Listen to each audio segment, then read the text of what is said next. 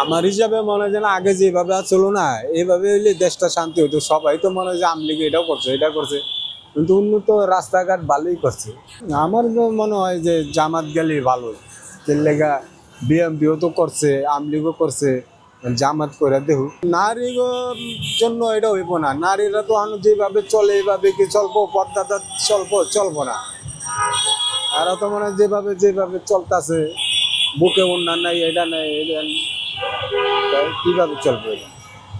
মানে এটা যদি করতে গেলে মনে করবে জামাত বালা না, ক্ষমতা না এতে চাঁদাবাজি আরম্ভ করছে। আর যে ক্ষমতা এলে যে কি অবস্থা করবো এটাই তো।